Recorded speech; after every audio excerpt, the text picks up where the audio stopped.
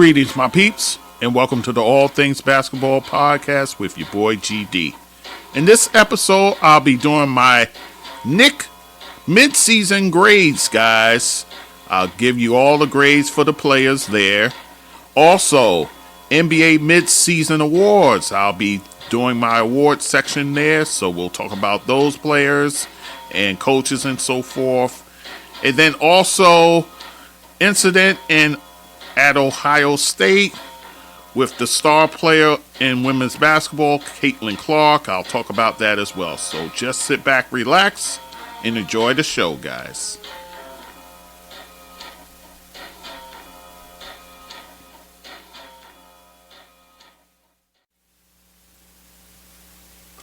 Okay, guys, it's your boy GD back with the All Things Basketball with GD podcast.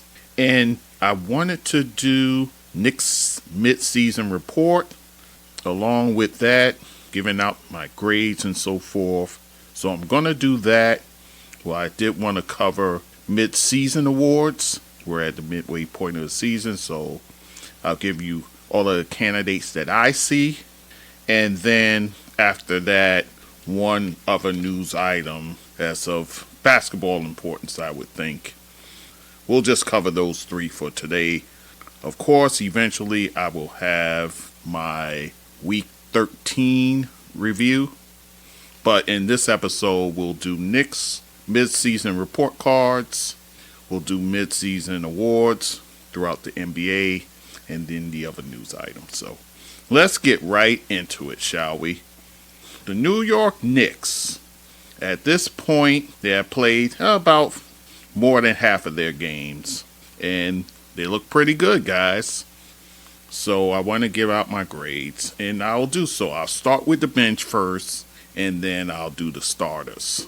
Now, just to let you know in advance, I will not be giving a grade to OG Anunoby because he just got here. So I won't be grading him. I won't be grading any of the guys who came with him, Precious Achiuwa, also Malachi Flynn. I won't be grading Jericho Sims because, remember, he missed a lot of time, so really couldn't get a feel for kind of how his season is going. So I won't be grading him. Guys at the end of the bench, I won't be bothering with. Basically, it'll be 8 players, guys. 8 players that I'll be covering. So let us get right into it. I will start with Miles McBride, otherwise known as Deuce McBride. Our backup point guard, 6'2". So for Deuce, he's scoring over 4 points a game, along with about assists per game. Right now, well, you're going to see those numbers climb, guys, with the absence of Immanuel Quickley. So he's immediately slotted in as the next guy up behind Jalen Brunson. So he's shooting from the field over 45%, about 45.5%. 43.5% from 3 and 80% from the free throw line. So Deuce McBride making the most of his opportunities now that Immanuel Quickley has now gone to Toronto. And he's had some pretty good games so far, guys. So it seems as if he's getting comfortable being that next guy up. All in all, I will give him a C+ because before the trade, he didn't really get that much burn, so he's getting all the minutes he can handle now, playing behind Brunson, and he's making the most of it. So I will give him a C+. Next, Quentin Grimes, the now backup shooting guard, 6'5". And remember, he started the season as the starter. He got the injury, so he kind of lost his job pretty much because of inconsistency. He's scoring about 7 points per game, not much rebounds, not much assists. He's shooting only 39% from the field, guys, which is the obvious reason why he's now a bench player. Nearly 38% from 3, 71.4% from the free throw line. And he started in 18 games, guys, but now he's been relegated to the bench. There's been rumors swirling around him not being happy about that and so forth. But Quentin, I kind of have to get on you a little bit because, we saw you working out in the off season. You was working with JJ Redick, and we just knew this year you were going to pop, and that didn't happen. And I know he's complaining about his role, that he's more than just a spot-up shooter and so forth. I think when the rubber meets the road, guys, I think Quentin may end up being traded. He'll probably be packaged for whoever the Knicks try and acquire. So he'll get his chance. It'll probably have to be elsewhere. He'll get his chance, but I don't know what to say. He's had his opportunity, and he kind of squandered it away a little bit. Nonetheless, all in all, I'll give him a C. I won't give him a failing grade. I'll give him a C because he still gives you something on the defensive end, and he still can knock down some threes when needed. It seems like his game is starting to get a little better as well with the absence of a Quickly, because it's being known that, you're going to need some more scoring punch now that Quickly's gone.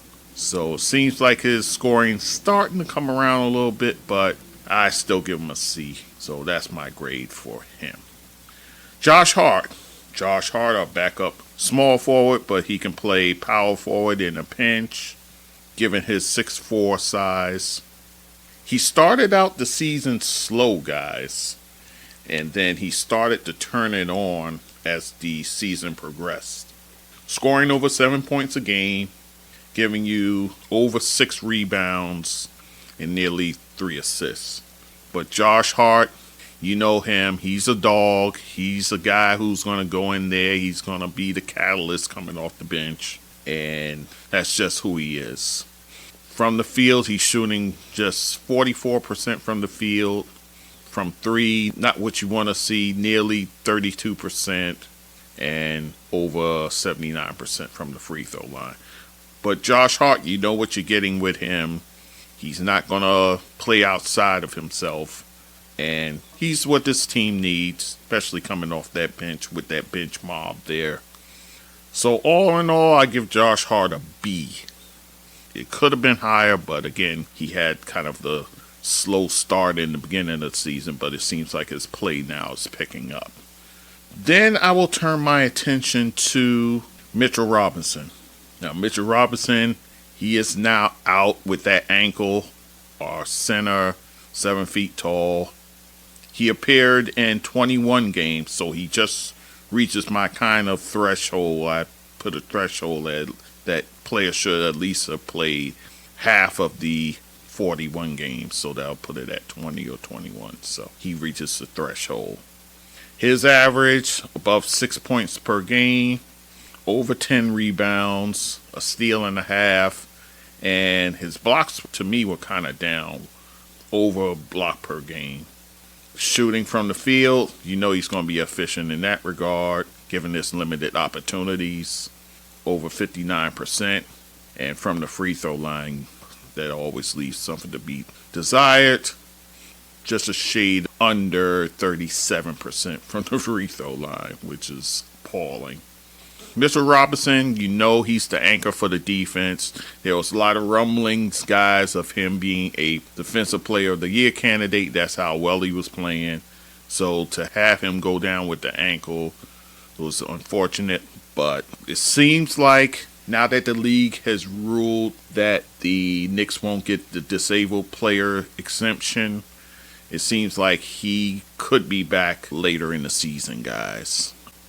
It'd be nice if he could come back. Knicks surely need him, that's for sure. All in all, I give Mitchell Robinson a B+ for what he gives you. On the defensive end, throw a few lobs his way and so forth. I always give you my recipe for him, that you give him some lobs early, and that'll keep him engaged and involved in the game. Mitchell Robinson, sorely missed, but hopefully we'll see him the latter half of the season, guys. So that turns my attention to the starting lineup now. I'll start with a guy summons into action in Robinson's place, and that's Isaiah Hartenstein. Now playing the starting center at 7 feet tall as well. He played in nearly all the games, but he just got hurt recently, guys. Has a ankle sprain. So Hartenstein, here's what he has given you. Over 6 points per game, kind of in the same vein as Mitchell Robinson. 8.5 rebounds, 2 assists, over a steal per game, over a block per game. From the field, just like his guy Robinson, nearly 61%. And from the free throw line, a far cry better than Robinson in that regard at just about 70%. And in his 16 starts, guys, he has 4 double-doubles. He has 7 games where he pulled down 15 or more rebounds, guys. So I expect those rebound numbers to rise. And he's been what Robinson was supposed to be, provided he was healthy. And you got to remember, too, guys, Hartenstein's playing for a new contract. Will it be Mitchell Robinson big? Perhaps, but we'll see. But Hartenstein has been a godsend as far as him covering for Mitchell Robinson. With that said, I give him a A-, guys. Reason it's not a full A, the fact that he was recently thrust into starting for this team. But he was solid coming off your bench, make no mistake about that. But he's really shown himself as a starter in this small sample size. So all in all, I give him A-, guys. Let us move to Donte DiVincenzo, who had now taken over the shooting guard position, the starting shooting guard position over Quentin Grimes.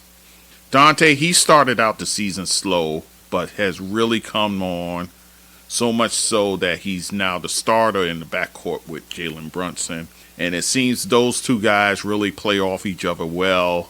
He's the spot-up shooter you were hoping that Quentin Grimes could be. He's been that and then some. He's been as good as advertised, actually better than I thought, to be honest with you. I thought, he'd get some spot play here and there, but he has really risen to the occasion as the starter here. Over 11 points per game, over 3 rebounds, 2 or so assists, and over a steal per game.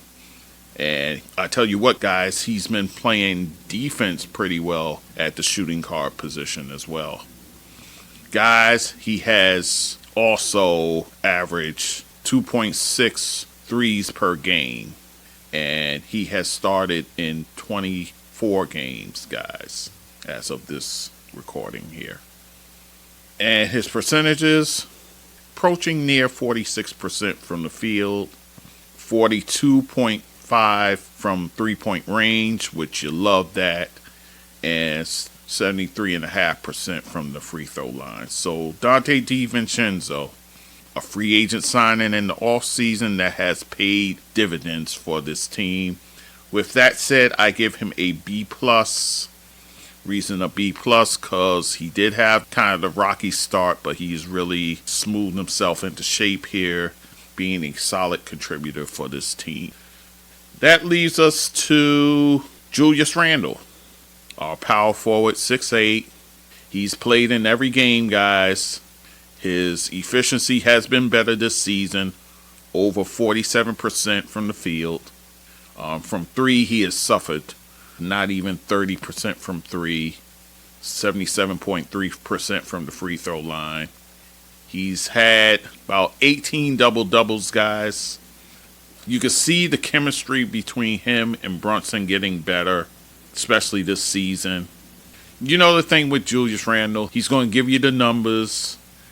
Right now, he's over 24 points per game, over 9 rebounds, nearly 5 assists. So he's producing pretty much at his normal clip. It seems like, for all intents and purposes, he will end up being an all-star again, barring folly. So all in all, Julius Randle, you got to give him an A, guys. He's been that for this team. But of course, the big question with Randle is we know what he can do in the regular season. It's the postseason where we have most of our worries about him.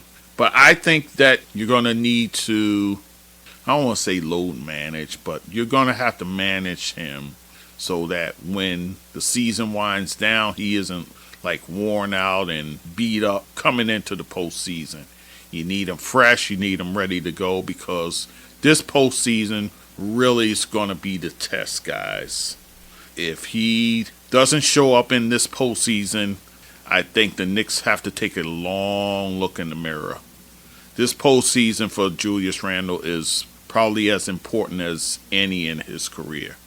Hey, listen, I hope he does show up in the postseason because if that happens, that means the Knicks are doing well, which means they're advancing through rounds. So, Julius Randle, all eyes on you come, not the regular season. We know you'll be fine there. It's the postseason where us Knicks fans really are on pins and needles as far as your production. And then last player I'll talk about, Jalen Brunson. Now, I did an episode where I talked about them in terms of the All-Star voting, and then I talked about possible East reserves. I did not mention Jalen Brunson, but I fully expect him to be a reserve this year in the All-Star game. I know it's going to be tough because I can rattle off all the guards: Halliburton, Trae Young, Donovan Mitchell. Tyrese Maxey's going to have to be talked about amongst being a All-Star, and Dame Lillard. So you got 5 guys there along with Brunson. How they dole it out, we'll see, but Brunson has to be an All-Star this year. He just has to with what he's been doing. Guys, he's missed a couple of games. His averages over 26 points per game, 6.5 assists, nearly 4 rebounds, a steal per game. Shooting it from the field, guys, 47.5%. You like that. It's from 3 where I really stand up and take notice. 42.3% from 3. You love that. And then from the free throw line, 83.2% there. He's had 16 games, guys, where he scored 30 and above. He's had 3 games where he scored 40 and above. And he has a 50-point game as well. Jalen Brunson, absolutely tearing it up, guys. So with that said, he gets my A+, guys. He's been everything the Knicks have wanted and then some. And even so much so, he's upped his average from last year pretty much across the board. So Jalen Brunson, the point guard the New York Knicks have sorely needed for seems like decades, guys. He's been that good. So that's your players, guys. Now to the coach, and then we'll talk about the president of Knicks basketball. Tom Thibodeau. Right now, as of this writing, he's about 25-17, 5th in the Eastern Conference. And guys, it's only like 3.5 games that separate 5 teams, and they're all bunched together. It's Cleveland, it's Miami, Indiana, and Orlando. They're all kind of grouped together along with the Knicks. Every win against these teams is like doubly important because you want that tiebreaker with some of these teams. If where you both were tied, you want to have that season series under your belt in the case of a tiebreaker. But Tom Thibodeau, listen, I mean, he has them amongst the top 6. You want that. Oh, and also he got his 500 win as a head coach. He did that against Memphis, by the way. He has over 500 wins now, guys. So kudos to Thibodeau for that. My issue with Thibodeau, he can burn you guys out, man. Even now with OG Anunoby, he's playing him all sorts of high minutes. Although he was playing those kind of minutes in Toronto as well, so he's used to it. I think Tom Thibodeau, he has to be wiser when it comes to kind of resting guys, especially if you're blowing out a team. The quicker you can pull your guys off the floor, the better, so they can get that rest. I don't want to suggest load management, but if you know a guy has a nagging injury, I don't see any harm in sitting a guy if he has kind of a nagging injury. Like Jalen Brunson, he sat a couple of games because of that. Randle, you know he's going to be nicked up at some point. So you want to be very careful with how you handle these guys and so forth. That's my only issue with Thibodeau. Other than that, he has his team going in the right direction. That's all you can ask for from your coach. With all of that said, I got to give him a B+ for having them right now 5th in the conference. But of course, there's room for rising up the charts as well. But B+ is what I'm giving Tom Thibodeau. Then that leads me to the final person I'll grade is Leon Rose, who in the offseason signed Donte DiVincenzo. I mentioned that. He also traded Obi Toppin in the offseason, got back second rounders. Not what you want to see if we're talking a lottery pick type player, and that's what you got in return. And then, of course, the trade for OG Anunoby, in which you had to relinquish RJ Barrett and Emmanuel Quickley. There was no path to him getting starter minutes, unfortunately. He now has an opportunity in Toronto to do that, and I definitely wish the kid well in that regard. And RJ Barrett, who was, again, called on to be the third option in this offense. And, you know, he gave you offense, 18 points per game. But it was just the inconsistency, the highs, the lows that you got with him that I guess Leon Rose said, you know what, I think we need to make this move. They brought in OG Anunoby along with Precious Achiuwa and Malachi Flynn. And now RJ is now in the city where he made his bones, and that's Toronto. So fresh starts for Barrett and Quickley. I wish those guys well. And we'll see with the OG Anunoby. We'll see what happens with him. So far, so good, guys. He's been great for this team thus far. His ability to cover 1 through 5 has really helped this team a lot. And with that said, does Leon have another trade up his sleeve come the trade deadline? Who knows? Or even before? Who knows? But on its surface, guys, I'll give him an A- because of the way the Knicks are playing now. The way the free agent signing of DiVincenzo has really paid dividends thus far. Yeah, so I'm giving him an A-, guys. All right? So that is my grade for the Knicks in that regard. So let's keep rolling along. All right, so we've done that. We did the Knicks report card. Now I want to do mid-season awards. Run through those right quick. We'll start with MVP first. Right now, Joel Embiid, your reigning MVP, having a fantastic season, guys. Absolutely fantastic. 36 points per game, over 11 rebounds, nearly 6 assists, nearly 2 blocks per game, over a steal per game. Shooting at nearly 54% from the field, which you like. 36.3 from three-point range. You know he can like some pull up from there. And 88.7% from the free throw line. He has had 2 triple-doubles and 23 double-doubles thus far, guys. My only caveat is he's played in 31 games. So if he has another 40 or so games to go, that means he really can't miss a lot of time. Because remember, you got to reach that 65 game window. So he doesn't have a lot of room for missing games. So I'll be interested to see how many games he sits, how many games he plays. So bear that in mind, because if he slips below the 65 game threshold, that opens the door for others to sneak into the conversation.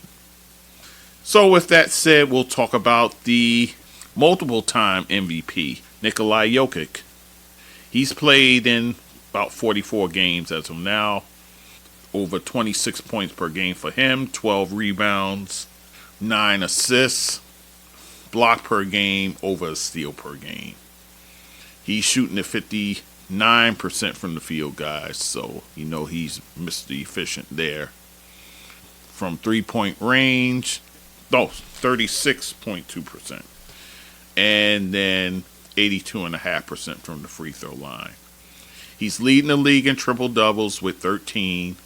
He has 25 double-doubles, guys. So Nikola Jokic, the Joker doing Joker things, always going to be a legit MVP candidate, so you can never leave his name out. Shai Gilgeous-Alexander. Guys, you heard me singing his praises all season long. Only missed a couple of games, guys. He's been available. That's been really a great help to that Oklahoma City team over there.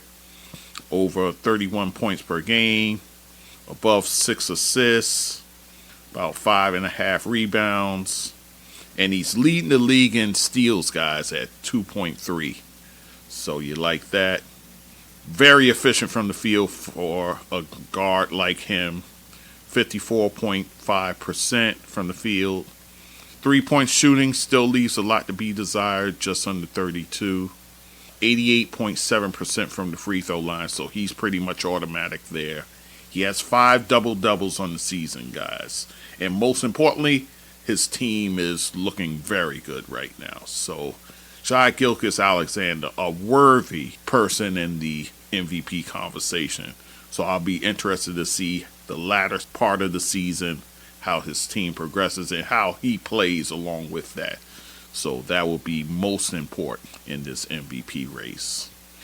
All right, so that's your MVP. Let's talk about Sixth Man of the Year. Now, 2 guys you eliminate from this conversation who were actually front runners last season. Emmanuel Quickley, who's now a starter in Toronto, so he will no longer be in the 6-man conversation. And then Malcolm Brogdon, who's actually a starter now for Portland over there. With all those young players over there, they figure, let's have a veteran presence in the starting lineup. So Brogdon is not in the mix as far as 6-man of the year. So where does that leave us, guys? How about a guy like Caris LeVert for the Cleveland Cavaliers? He's only started in 1 game. He's appeared in 31, averaging 16 points per game, over 4 assists, 3.5 rebounds, and a steal per game. He's shooting at 42.3% from the field, 34.7% from 3, and 74.3% from free throw line. Caris LeVert on a team that is playing well. They're amongst the top 6 in the East. And he's been a solid contributor, especially given the fact that Cleveland has been dealing with injuries all season long with Darius Garland, with Evan Mobley. So a guy like LeVert has really helped them in that regard. Definitely, this could be a year where Caris LeVert could sneak and get it. Also, Jordan Clarkson of the Utah Jazz. He has started in 19 games, guys, so we'll have to pay attention closely because it seems like now they're bringing him off the bench. You have to watch it closely, the fact that, actually 2 facts, whether he comes off the bench or not, and the other caveat is if he gets traded. There's been a lot of rumblings about him possibly being moved, so both of those 2 things could affect his candidacy for 6th Man of the Year. But he's averaging coming off the bench or starting over 18 points per game, 5 assists, and 3.7 rebounds. Shooting it over 42% from the field, only 31.3 from 3-point range, and nearly automatic at 88.7% from the charity stripe. So Jordan Clarkson, a worthy candidate, so we'll see. And then Bobby Portis, a guy who was in the running last year, I think could be in the running this year. He hasn't started any games for the Milwaukee Bucks. He's been strictly coming off the bench.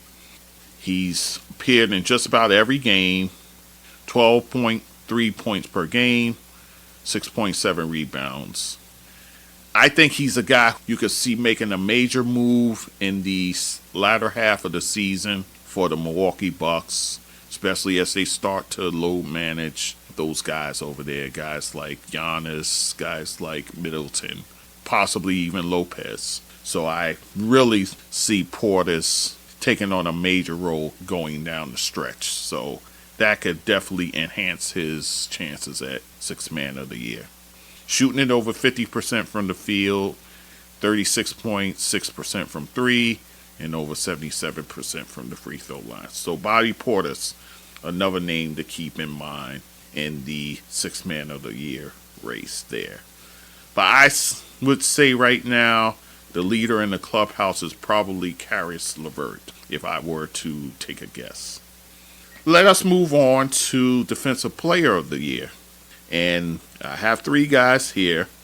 Let's start with Anthony Davis of the Los Angeles Lakers. Right now, he's averaging 9 defensive rebounds, 2.4 blocks amongst the top shot blockers in the league, and above a steal per game. Also, guys, if you're into the advanced stats, he's second in defensive win shares and 8th in defensive rating. Anthony Davis, this could be the year where he puts it all together, guys. He's definitely somebody who needs to be in the Defensive Player of the Year conversation. Another guy, Rudy Gobert for the Minnesota Timberwolves, has 9 defensive rebounds per game, over 2 blocks per game for him. But get this, guys. He's number 1 in defensive win shares, and he also is number 1 in defensive ratings. Rudy Gobert, looks like he has bounced back from that first season he had with the Timberwolves. Seems like he's bounced back now. Definitely showing that with the advanced stats and with the regular stats as well. So Rudy Gobert, definitely a worthy candidate for Defensive Player of the Year. And how's this? Joel Embiid. He's a guy who could get in the conversation. Nearly 9 defensive rebounds per game, nearly 2 blocks per game, and over a steal per game. He's 10th in defensive win shares, but 2nd in defensive rating. So Joel Embiid, not a name you automatically think when it comes to defense, but quietly he's been a defensive presence, especially for that Philadelphia team. So I think it's out of these 3 guys here. I don't see Jarrett Jackson defending his crown. I don't see that, not with the presence of these guys. So, and to me, the leader in the clubhouse here, I'm actually going to say Rudy Gobert. I think he could end up getting it, although there'll be a loud groundswell for Davis if he plays the amount of games where he qualifies. So I think it could be a 2-horse race, although Embiid deserves to be in the discussion, but I think it's probably between those 2 guys there. Coach of the Year. Now this one, I've heard a myriad of names, but I'll give you the 3 names I think should be considered. Mark Daigneault, I've mentioned the Oklahoma City Thunder. Right now, they're on top of the Western Conference. They have 6-game win streaks and 5-game win streaks. They are 3rd in points scored amongst the teams as well. So Mark Daigneault has this team playing above their skis, guys. Definitely a coach who I thought deserved consideration last season, but nobody was getting it above Mike Brown. Forget about it.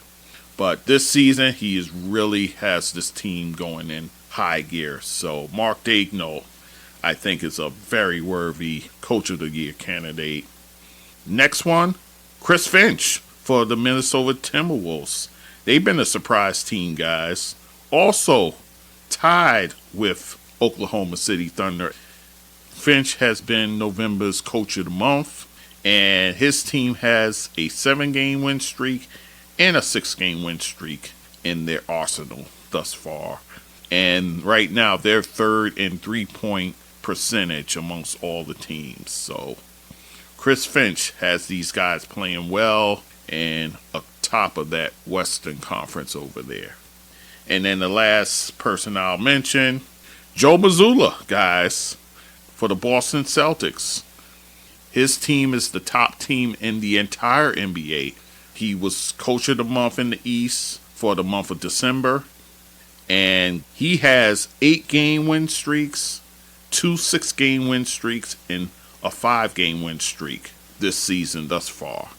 His team is 4th in scoring, but 1st in total rebounds. So Joe Mazzulla, a guy who I thought could have got some consideration last season, but again, nobody was beating out Mike Brown. But hey, he has his team on top again, and I think he deserves some recognition for that. I could go either way. It was any of these guys. When the dust settles, I wouldn't have too much of an argument. But I think Daigneault is probably the leader in the clubhouse because of his team overachieving the way that they are. So I would say Daigneault first. All right, guys.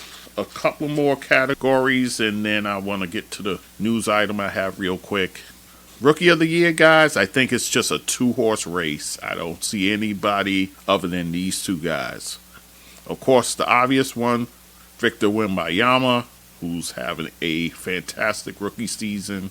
37 games played, over 20 points per game, 10 rebounds, nearly 3 assists. He's leading the league in blocks, guys, with 3.2 blocks and over a steal per game. Shooting it from the field, 46.4%. I think that number could be better if he had better guard play, especially point guard play. The 3-point shooting, I think he needs to cut down on that. He's not even at 30%. He's just shy of it. And 80.7% from the free throw line. Victor Wembanyama, as good as advertised. Team record, not so great, but he's doing his thing, guys. It's no fault of his own, that's for sure. And then the second candidate, Chet Holmgren, who actually sat out his rookie season, so this is being considered his rookie season. But he's playing well, guys. He's appeared in 43 games thus far. Hasn't really missed much games here. Over 17 points per game for him. Over 7 rebounds. 2.6 blocks for him. So he's up there amongst the league leaders. And nearly 3 assists per game. Shooting it over 54%, so you'd like that. 38.2% from 3-point range. Good there as well. And 78.8% from the free throw line. So you have both these guys here as candidates, guys. I think the groundswell will probably go more towards Victor, but Chet, you got to give him credit for what he's doing. And with a team that's playing very well, he's an important piece to that team. Be interested to see how that race shapes up as the season goes on. Most improved player. This is the area where, it gets kind of tricky. But I'm going to give you the candidates. Desmond Bane for the Memphis Grizzlies, who has really stepped up in the absence of Ja Morant in the beginning of the season. But now he's out. He's going to be out for like 4 to 6 weeks. So will that have an effect on him in the most improved player race? Could. But nonetheless, he appeared in 37 games, 24.4 points per game. He's up 3 points actually from his average last season. 4.6 rebounds, well over 5 assists per game, a steal per game as well. Shooting at 47.4% from the field, 38.3% from 3-point line, and 86.4% from free throw line. So Desmond Bane, a guy who you can make a case for most improved player. Tyrese Maxey played in 41 games, averaging nearly 26 points per game, guys. He's up 5 points from his average last season. 6.7 assists, so he's up in that regard as well. 3.7 rebounds and a steal per game. Shooting it nearly 45% from the field, nearly 38% from three, and 86% from the free throw line. Tyrese Maxey stepping in where they needed him with the, of course, subsequent trade of James Harden over to the Clippers. So Tyrese Maxey stepping in and playing well, guys. Playing all-star caliber basketball. He's playing that, guys. And then here's a name that I think needs to be included. If you want to base it on how you based it last year, where you had the guys who were all-star caliber guys in Lauri Markkanen, you had SGA, Shai Gilgeous-Alexander as well. So if you're basing it that way, guys, you have to include this player in the mix for most improved player. And that player is Jalen Brunson for the New York Knicks. I gave you his stats when I talked about the midseason report card for the Knicks. But he is a player who has improved. His scoring went up, actually nearly 3 points higher than it was last year. He's a guy who could very well be included in the All-Star game. I think he has a case for most improved player. We'll see how it shakes out. But based on the criteria of last year, Jalen Brunson deserves to be in this conversation for most improved player. So that's my story. I'm sticking to it. All right, and then Executive of the Year, Sam Presti of the Oklahoma City Thunder. You can make a case for him with all his draft choices panning out in the way they're playing this year. So you can make a case for him. Brad Stevens for the Boston Celtics. He made the trade for Porzingis. Also made the trade for Drew Holiday.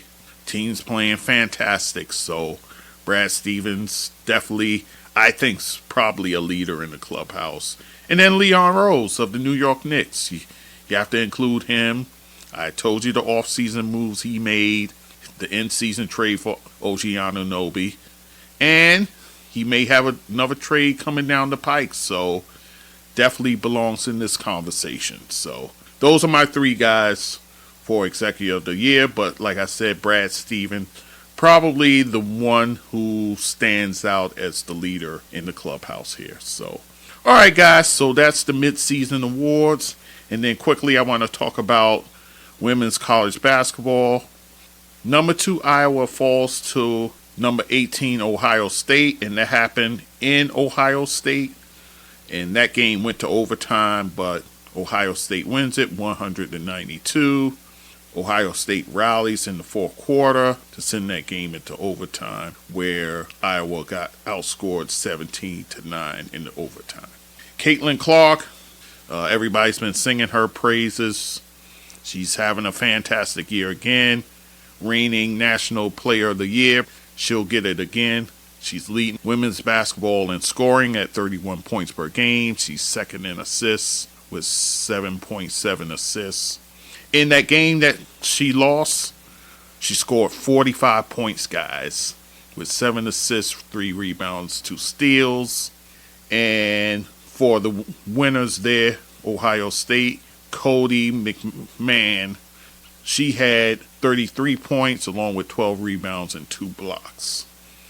But the big story in that game, Ohio State fans. They stormed the court after the win over Iowa as Ohio State knocks off the number 2 team in the country. So the fans stormed the court. So much so, one fan collides with Caitlin Clark and knocks her to the ground. She's a little winded and, they have to help her off the court and so forth. So I just want to talk about fans storming the court. I think it's the most ridiculous thing in sports. The fact of when your team wins, you rush the court and go down on the court. I think it's dangerous for the players. I think it's dangerous for the coaches. I think it's dangerous for even the fans themselves. I just don't get it. I really don't. That's one of the things I never understood about sports as a whole. In baseball, they rush the field. Well, they try to, but security has put that on lock. In pro basketball, they don't do that like they used to. I never understood the premise behind that. It just bothers me. Some people are saying, oh, Caitlin Clark, she kind of flopped when the lady hit her or whatever. I'm not going to say one way or the other, but it seems like it was a pretty significant blow she took from the way I saw it. Some people say, oh, Caitlin ran into her and it was the other way around. I'm like, I'm not even going to go there with that. But I think it's dangerous. This is the reason why. This sort of thing can happen. Something serious could have happened to that young lady where she tore up a knee or twisted her ankle or whatever. So I can't get into that storming the court stuff. So thankfully, she's all right. She's fine. She just said that it was a scary moment because she was trying to get off the court. Of course, the Iowa coach, Lisa Boulder, she didn't like it one bit. Of course, you know, she don't want to see her star player get hurt over something like that. So, and I'm with them in that corner. You know, why get hurt over something so ridiculous as somebody storming the court? So, all right, so I'm going to leave it there, guys. All right, so I thank you for listening as always. Much appreciated, guys. I'll come back with a recap. I'll do all that and other goodies along the way. So, all right, so I thank you for listening as always, and we'll talk soon. Take care. Hello, my peeps. Thank you for listening and supporting the All Things Basketball with GD podcast. You can find us on our website, allthingsbasketballwithgd.com. You can also email us at thatsportsdudegd@gmail.com. Also, listen and watch us on YouTube, All Things Basketball GD. Hit the like button when you see our videos. Also, write a blurb about our show. You can listen to us on all podcast platforms, including Spotify and Apple. Leave a review for us at Apple.